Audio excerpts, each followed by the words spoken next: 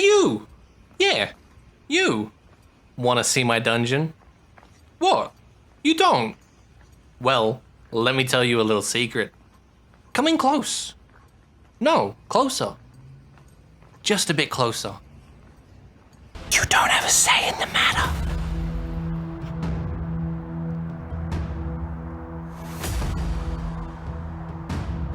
Shh. Shh. Shh. No tears. Only dreams now. Wakey wakey, sleepyhead. Welcome to my dungeon. Sorry about the mess. I had a private contract with Maids R Us, but the last 3 maids they sent over stepped on my special, made-to-order Vietnam terror traps, and now are suffering from severe PTSD. And for some reason, they refuse to send any more. Oh, no, new friend. They aren't made in Vietnam. I just call them that because they contain the combined memories of 1,000 US Marines and just as many Viet Cong freedom fighters. Genius, right? Do be careful not to step on what— oh shit.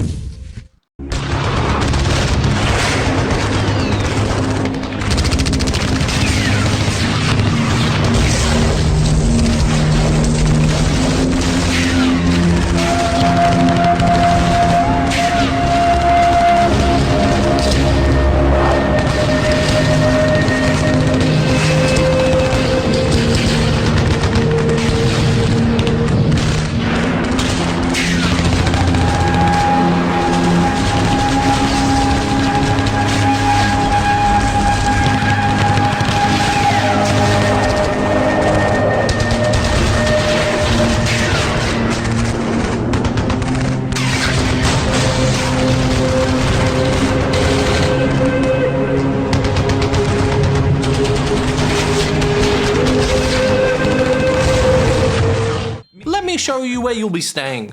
Some might call this a prison, but I call it the future friend room. What? Oh, this?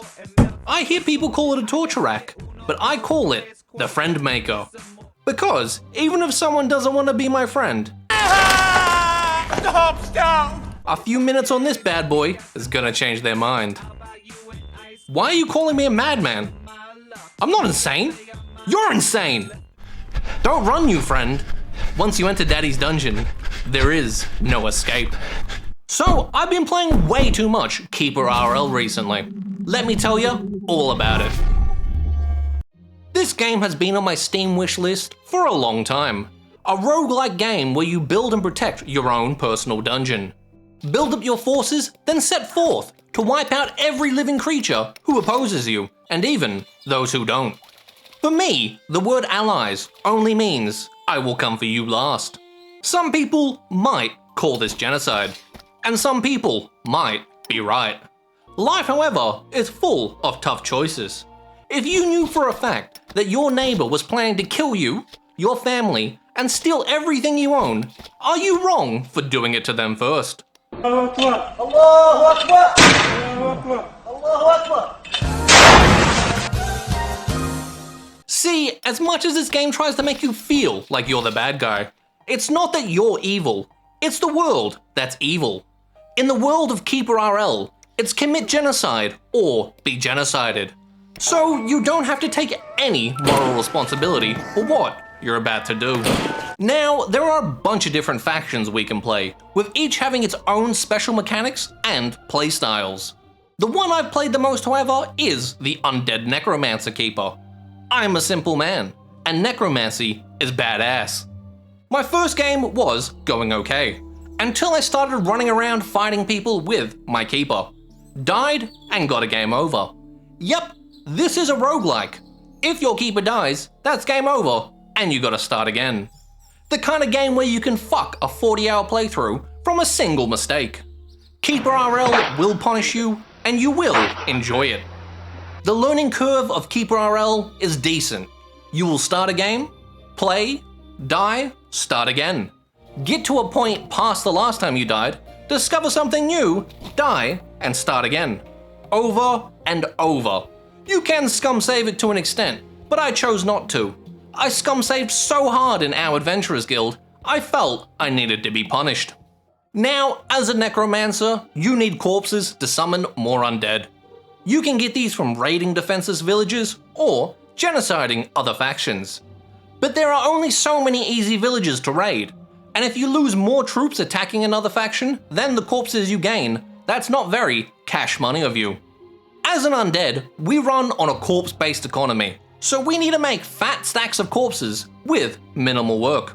This is where the native wildlife comes into play. My first idea was to run around at night on my keeper, kill animals and cart their bodies back to the corpse pile. This method, however, was very tedious and annoying, so I wanted to figure out a way to completely automate this process. As any true capitalist knows, passive income is the only income that matters. Working is for the plebeians. More work? Righto. So what we need to do is unlock the technology, archery, and use the guard zone mechanic, and corpse coin is going to the moon. Here's the strat. As soon as the game opens, focus on getting wood at night and digging down to find gold in the day. Get yourself a few skelly warriors, riding good boy skelly doggos, and go wipe out the village and bandits that spawn on the map.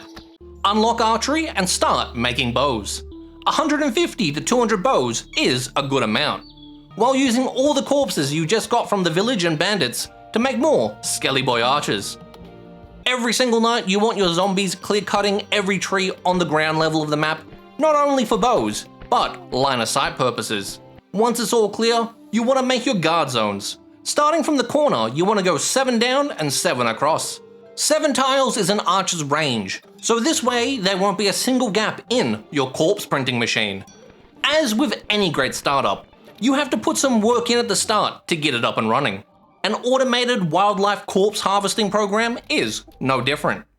Kill a few very weak factions on the world map and unlock embalming and advanced embalming. Go to the laboratory and make 51 permanent infinite carrying capacity, 50 remove permanent slowness, and 50 balsam of permanent darkness. In that order. You're gonna need them later. Now with all the corpses you got from unlocking embalming and advanced embalming, make 1 skelly warrior upgraded with permanent infinite carrying capacity and a skelly doggo for him. Then the rest on archers. Go into activity on your skelly archers and click on guard zone 1, 2, or 3, whichever you place down. Now you won't have enough skelly archers at this point to cover all the guard zones you put down. So get your skelly warriors on skelly doggos and spend all day and night killing wildlife. The slower wildlife like boars and foxes, your skelly warriors will kill, while the faster ones like deer and crows, you chase from behind towards your archers, who will kill them. Pick up all the corpses on your warrior with infinite carrying capacity, and every 20 or 30 kills, drop them off in the mass grave and make more archers. Keep doing this until you have 1 archer for each guard zone. Now every single time an animal respawns on the map, it will get insta-killed by one of your archers. There is only one last step left to make this even more efficient. Make 50 zombie workers upgraded with permanent infinite carrying capacity, remove permanent slowness, and balsam of permanent darkness. Then under orders, set every tile outside your base to fetch items persistently. And your zombies, now with infinite carrying capacity, who are no longer affected by the zombie slow debuff and no longer die being outside in the day, will pick up every corpse as soon as it dies. And there it is, an infinite automated corpse printer. Now you can play the game without ever having to worry about not having enough corpses for your undead army. I alt-tabbed the game and let it run in the background while I did other things, only to get distracted and forget about it for over 10 hours. When I tabbed back up, I had made a net profit of over 4,000 corpses. This is the only way to get the true necromancer experience in my opinion, because it lets you be a true undead swarm. Oh, you made 150 skeleton warriors and sent them to attack 10 way stronger enemies, and all of them died while you only killed 4 opponents? Well, I guess we're gonna have to send 250 next time. Only 50 of those skeleton warriors returned, and all of them are missing limbs? Remember, morals don't exist in this world, so sending disabled people in first as a suicide squad isn't just efficient, it's the correct course of action. Eventually, this playstyle is gonna run its course, however. When you hit a wall, partly because the enemies are so strong you can't overwhelm them with numbers, but mostly because of the lag. I managed to build so many troops, the game became unplayable and started crashing. I rate this game 8 goblins, tied to whipping posts. The beatings will continue until morale improves. It's a decent little game, which, in 90 hours of play, I have only played 1 out of 10 factions. Will I go back and play the others? Probably not. Don't get me wrong, the game is fun, but once you see the gameplay loop for what it is, it becomes pretty repetitive, and you will notice it's lacking a bit of depth. Not every game is meant to be played for thousands of hours. If you want to pick up a copy of this game, it's $28.95 AUD on Steam, or $19.99 USD in a real country's money. Cheap CDK websites have it for a few dollars cheaper. Yo! I did a video in less than 2 months. That's pretty cool. Sure, it's half the size, but that's neither here nor there. Not gonna lie though, I was on track to having this video done in about 2 weeks after the last one, but as is the story of my life, I got distracted. I have been trying to get better at time management, but who cares about that? Seeing as I have some spare time at the end of this video, I want to talk about you guys. Specifically, anyone who has subscribed or commented and doesn't have everything on their profile set to private. I'm gonna be honest, I do and will continue to go through all of your stuff. If you have posted any videos, I'm gonna have a look at them. If you have public playlists, I'm gonna see what's on there. If you haven't made who you subscribe to private, I'ma scroll through that as well. And yes, I will be judging you the whole time. Let's take Salty Clanker for example. He's got music playlists for sea shanties, older songs, Eurobeats, Persona game soundtrack, Mega Man Metal, and Synthwave. No complaints there. Man's got decent taste.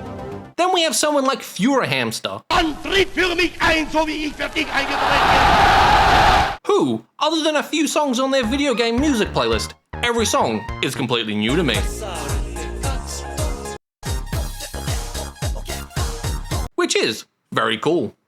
Closing Straw 97 has a playlist called Emergency Use, which is just full of reaction clips to post to people. TT. I was like, damn, nigga, what you doing out here with all this ass? Double cheeked up on a Thursday afternoon, hella ass, the sun is still out, my nigga, and it was just, I don't know, man. Very, very fucking based. Because I have one as well. I was something beyond furious.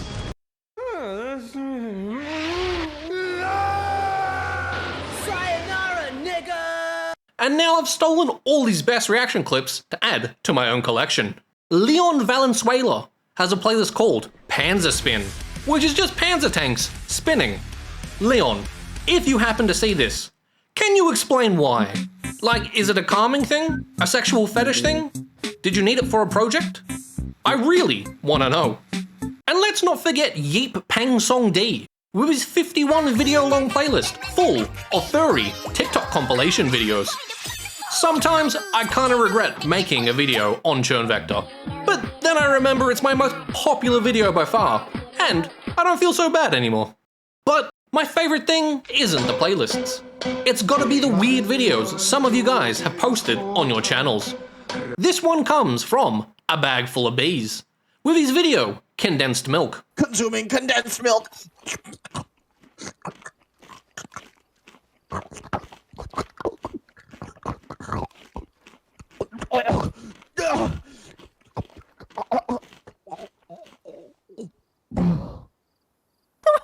My tummy is recycling.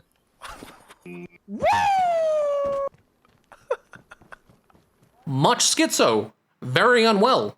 I thoroughly approve. Vince Leagued with Love, a true philosopher, with his video, Christ as Magician. So, early Christianity was again not inimical to the idea of Christ as magician, but instead sought to argue that the source of his magic was indeed much higher, and therefore somehow more divine, than any of the contemporary magi. I love conspiracy theory schizo posting. Very based, scholarly subscriber. Namahage has 9 videos from over 12 years ago of him making giant guns in Minecraft. Then one video from 2019, playing by far one of the weirdest fighting games I have ever seen. Very autistic, my guy. I hope whatever meds they've got you on now are helping. Leon Rosemary seems to have been a content creator for a game called Identity V, which I have never heard of. He's got a video with 42,000 views, which is just him trolling the Identity V player base. Then you buy it.